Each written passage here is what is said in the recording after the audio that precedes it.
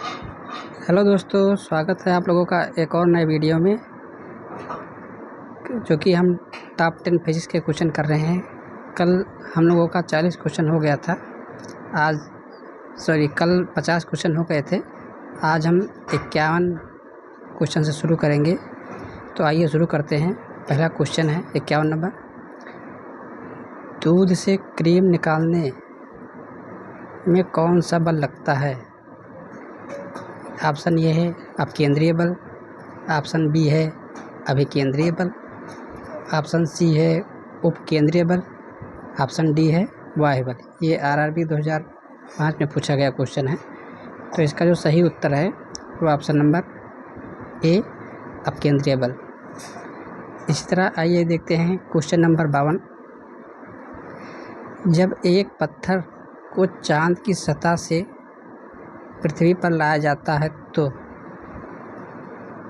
पहला है इसका द्रव्यमान बदल जाएगा, बी है इसका भार बदल जाएगा परंतु द्रव्यमान नहीं, सी है भार और द्रव्यमान दोनों बदल जाएंगे, डी है ना द्रव्यमान और ना ही भार बदलेंगे। ये भी बीपीएससी 2004 यूपीपीसी 2008 में पूछा गया क्वेश्चन है। तो इसका सही उत्तर है ऑप्शन नंबर बी। इसका भार बदल जाएगा परंतु द्रव्यमान नहीं बदलता है। इस तरह ये देखते हैं प्रश्न संख्या 53। किसी लिफ्ट में बैठे हुए व्यक्ति को अपना भार कब अधिक मालूम पड़ता है? इसका जो पहला ऑप्शन है जब लिफ्ट त्वरित गति से नीचे आ रही हो, जब लिफ्ट त्वरित गति से ऊपर जा रही हो, सी है समान वेग से नीचे आ रही हो, डी है समान वेग से ऊपर जा रही है। ये भी यूपीपीसी 1990 में पूछा गया था।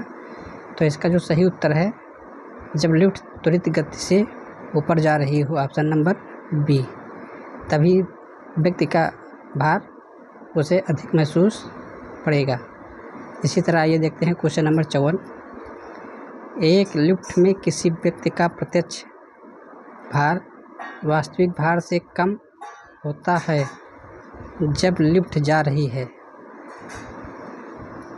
ऑप्शन नंबर ए है त्वरण के साथ ऊपर, त्वरण के साथ नीचे, समान गति के साथ ऊपर, समान गति के साथ नीचे। यह भी आरआरबी 2004 में पूछा गया क्वेश्चन है।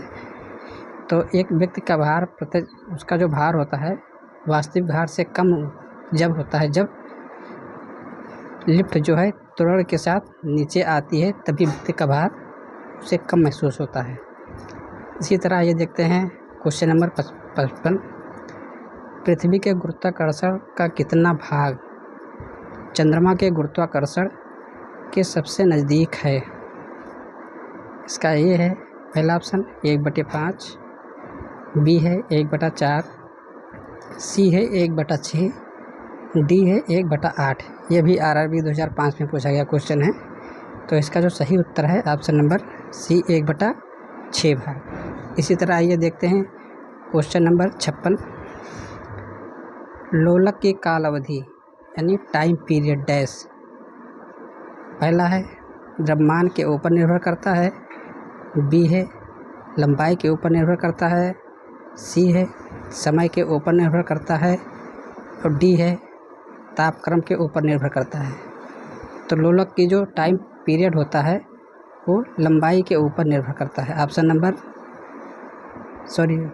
बी नहीं, जो कि समय के ऊपर निर्भर करता है, ऑप्शन नंबर सी है। इसी तरह ये देखते हैं प्रश्न संख्या 57। लोलक की घड़ियाँ गर्मियों में क्यों सुस्त हो जाती हैं? इसका पहला ऑप्शन है गर्मियों के दिन लंबे होने के कारण, बी है कुंडली में घर्षण के कारण, सी है लोलक की लंबाई बढ़ जाती है जिससे इकाई दोलन में लगा हुआ समय बढ़ जाता है, डी है गर्मी में लोलक का भार बढ़ जाता है। ये भी यूपीपीसी 1994 और 2012 में पूछा गया क्वेश्चन है। तो इसका जो सही उत्तर है ऑप्शन नंबर सी है लोलक की लंबाई बढ़ जाती है जिससे इकाई दोलन में लगा हुआ समय बढ़ जाता है। इसी तरह आइए हैं क्वेश्चन नंबर 58 की तरफ। किसी सरल लोलक की लंबाई 4% बढ़ा दी जाए तो उसका आवर्तकाल डैश क्या होगा।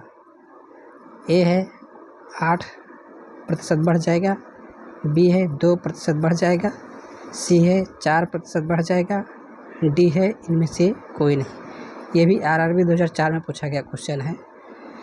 तो इसका जो सही उत्तर है वो 2% बढ़ जाएगा। इसी तरह ये देखते हैं क्वेश्चन नंबर 59। पार्श्व विकृति तथा अनुदैर्घ्य विकृति के अनुपात को कहते हैं डैश। ए है पार्श्व अनुपात, बी है आयतन प्रत्यास्थता गुणांक, सी है दृढ़ता गुणांक, डी है यंग प्रत्यास्थता गुणांक। ये भी RRB 2003 में पूछा गया क्वेश्चन है। तो इसका जो सही ऑप्शन है वो है ऑप्शन नंबर ए। आइए देखते हैं क्वेश्चन नंबर 60 की तरफ। वर्षा की बूंद गोलाकार होती है डैश। पहला ऑप्शन है सतही तनाव के कारण, बी है वायु के वातावरणीय घर्षण के कारण, सी है गोल पृथ्वी के गुरुत्व के कारण, डी है वर्षा जल की सांद्रता के कारण। यह भी RRB 2003 में पूछा गया क्वेश्चन है। तो इसका जो सही उत्तर है वो ऑप्शन नंबर ए है, सतही तनाव के कारण। तो आज 10 क्वेश्चन हो गए हैं। अच्छा लगे तो प्लीज़ वीडियो को पूरा देखें। तब तक के लिए नमस्कार।